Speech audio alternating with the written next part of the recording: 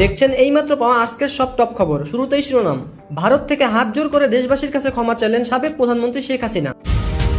আওয়ামী লীগকে আজীবনের জন্য নিষিদ্ধ ঘোষণা করল। বর্তমান সরকার প্রজ্ঞাপন জারি হবে কয়েকদিনের মধ্যেই।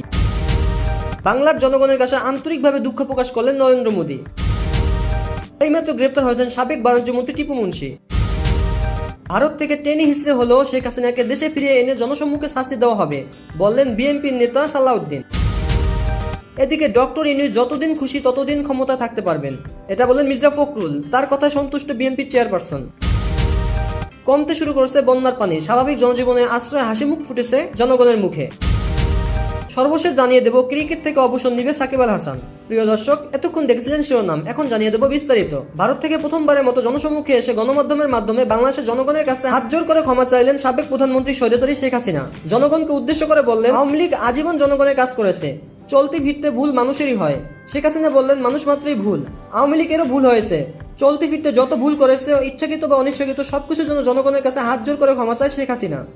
তিনি বলেন, জনগণ আমাদের বন্ধু, আমরা জনগণের বন্ধু। আজীবন আওয়ামী লীগ সরকার জনগণের জন্যই কাজ করেছে। আওয়ামী লীগ সরকার যা করেছে কোনো সরকার সেটা কোনোদিনও করতে পারবে না। অন্যদিকে সাবেক বাণিজ্যমন্ত্রীকে গ্রেপ্তার করেছে র্যাব। বুধবার দিবাগত রাত 1:45টার দিকে র্যাব সদর দপ্তর থেকে এ তথ্য নিশ্চিত করা হয়। বৈষম্য বিরোধী ছাত্র আন্দোলনের কর্মসূচি চলাকালে গুলিবিদ্ধ হয়ে মুসলিম উদ্দিন মিলন নিহতের ঘটনার মামলায় গুলশানের একটি বাসা থেকে টিপু মুনশিকে গ্রেপ্তার করা হয়। ছাত্র জনতার আন্দোলনের মুখে 5 আগস্ট সরকার পতনের পর সাবেক মন্ত্রী, এমপি এবং আওয়ামী লীগের যে নেতারা আত্মগোপনে চলে যায়, তাদের বেশ কয়েকজনই গ্রেপ্তার হয়েছে। ইতিমধ্যে সবাইকেই বৈষম্য বিরোধী ছাত্র আন্দোলন কর্মসূচি চলাফেরা আইন শৃঙ্খলা বাহিনীর সঙ্গে সংঘর্ষে ছাত্র জনতার নিহতের ঘটনা দায়ের একটি মামলা করা হয়েছে। তারা সবাই এখন মামলার রিমান্ডে রয়েছে। অন্যদিকে আওয়ামী লীগের সভাপতি শেখ হাসিনা দিল্লিতে বসে বাংলাদেশের বিরুদ্ধে ষড়যন্ত্র করছেন বলে মন্তব্য করেছেন বিএনপির স্থায়ী কমিটির সদস্য এবং সাবেক যোগাযোগ প্রতিমন্ত্রী সালাউদ্দিন আহমেদ। আজ সন্ধ্যা 7টায় কক্সবাজার পেকো চৌমুহনীতে গণসম্বর্ধনা অনুষ্ঠানে মন্তব্য করেন তিনি। সালাউদ্দিন বলেন, দিল্লিতে শেখ হাসিনা বাংলাদেশের মানুষের বিরুদ্ধে ষড়যন্ত্র করছেন, বাংলাদেশের অস্থিরতা সৃষ্টি করার জন্য সেই দায়ী। তিনি 15 থেকে 17 বছর তার ফ্যাসিবাদের দোসরা প্রশাসন সহ বিভিন্ন জায়গায় এখনো বসে আছে এবং মনে করছেন বাংলাদেশের অস্থিরতা সৃষ্টি করবে, এদেশের ছাত্র জনতার সে সুযোগ দিবে না।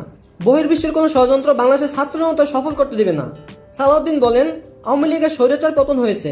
আওয়ামী লীগ কখনো আর জনগণের সামনে উঠে দাঁড়াতে পারবে না বা রাজনীতি করতে পারবে না। এটি মাটির শহীদদের রক্তে রঞ্জিত পবিত্র হয়েছে।